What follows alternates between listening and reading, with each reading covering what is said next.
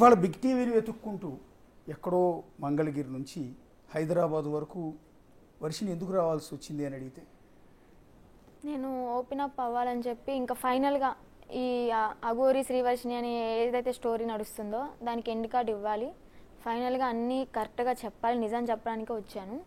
Open up అయిపోతాను ఇంకా నేను రావడానికి గల కారణం ఏంటంటే మా ఇంట్లో వాళ్ళు ఫుల్లీ ఇన్ఫ్లుయెన్స్ అయిపోయాడు. విష్ణు అనే అతనికి తను చెప్పిందే వీళ్ళు చేస్తున్నారు. మీడియాలో కూడా తిని చెప్పిన స్క్రిప్టే వాళ్ళు చెప్తున్నారు. వాళ్ళకి ఓన్ డెసిషన్ తీసుకోవడానికి రైట్స్ లేవు. ఇప్పుడు మేము యాక్చువల్గా విష్ణు మాకు ఎలా పరిచయం అంటే మా ఫ్యామిలీ ఫ్రెండ్ అనమాట. డాడీకి ఫ్రెండ్ ఫస్ట్. సో డాడీ ఆర్థిక పరంగా జాబ్ పోవడం వల్ల అతని షాప్లో నేను 15 ఇయర్స్కి పనికి వెళ్ళాను. నా స్టడీ ఆపేసి అన్నయ్యని కంటిన్యూ చేశారు స్టడీ. నా స్టడీ ఆపేసి 15 ఇయర్స్కి నేను తన షాప్లో వర్క్ చేయడం జరిగింది. వర్క్ చేశాను, ఓకే బాగానే ఉంది. అప్పటి నుంచి అన్నయ్య అన్నయ్య అంటూ చిన్నపిల్లలాగా ఇంకా కోతానికి మళ్ళీ తోకెలా అన్నట్టు అలా తిరిగేదాని అనమాట. ఇంకా మంగళగిరిలో విష్ణు చెల్లి అంటే వర్షిని, వర్షిని అన్న అంటే విష్ణు అని అలాగ పేరు పడిపోయింది. సో ఇప్పుడు నేను రావడం వల్ల అతనికి వచ్చిన నష్టం ఏంటంటే కొంచెం మనీ లాస్ ప్రాబ్లం ఉంది. సో ఊర్లో పేరు ప్రాబ్లం ఉంది. నువ్వు పెంచావు కదా ఏంటి తను ఇలా ఇలా అని చెప్పని మాటలు వస్తాయి కదా, అవి తట్టుకోలేక నన్ను ఎలా అంటే అలా టార్చర్ చేసేసి వెనకమాల నుంచి పుషప్ చేసుకుంటూ వస్తున్నాడు. అది నాకు నచ్చలేదు, నాకు కరెక్ట్ అనిపించట్లేదు. ఎందుకంటే ఓకే పెంచారు, నన్ను బాగానే చూసుకున్నాను, నేను కాదనట్లేదు, మంచోడే.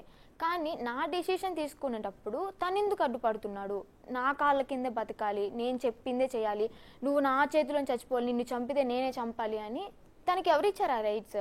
మా అమ్మ నాన్నే అనలేదు ఆ మాటలు. మా అమ్మ నాన్న కూడా నన్ను అతను కొట్టినట్టు మా అమ్మ నాన్న కూడా నన్ను కొట్టుండరేమో.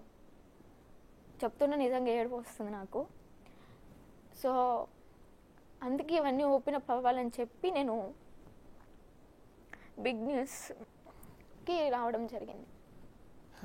మీ బాధ మీ కళ్ళ నీళ్ళు తిరుగుతుంటే చూసే జనానికి మాకు కూడా నిజంగా బాధ కలుగుతుందమ్మా. అంటే ఎంత పెయిన్ ఉంటే ఒక ఆడపిల్ల ఈ రకంగా పబ్లిక్గా జనం ముందుకు వచ్చి ఒక వ్యక్తి నన్ను ఇలా కొడుతున్నాడు, ఇంత టార్చర్ పెడుతున్నాడు అని చెప్పుకునే పరిస్థితి వస్తున్నది ఊహించుకోగలం. పీరియడ్ టైంలో కూడా వదిలిపెట్టలేదండి.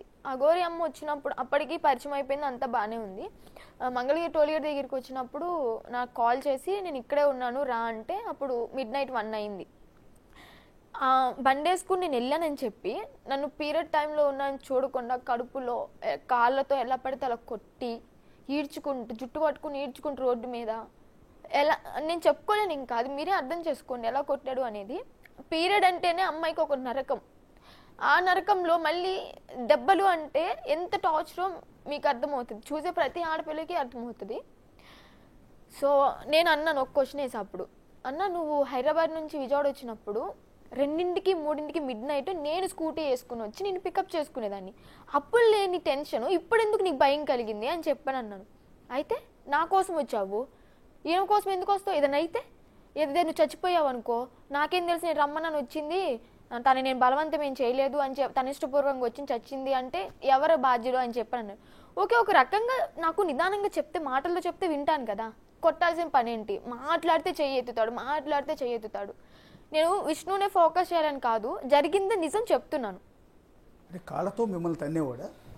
పీరియడ్ టైంలో ఉన్నప్పుడు పొట్టలో కాళ్ళతో గుద్ది కొట్టాడు.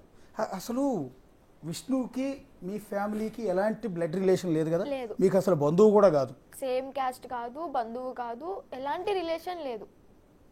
మరి మీ మీద ఏంటి రైట్? నాకు అది ఒక పెళ్ళిడికి వచ్చిన ఒక ఆడపిల్లని, ఒక బీటెక్ చదువుతున్న ఒక ఆడపిల్లని ఇంత దుర్మార్గంగా ఇంత కిరాతకంగా ఇప్పుడు అదే కదా అసలు వాళ్ళకి హక్కులు ఏంటి? అదేమంటే నేను పెంచాను నిన్ను అని చెప్పాను, గాజు బొమ్మలాగా నేను పెంచాను అని చెప్పాను.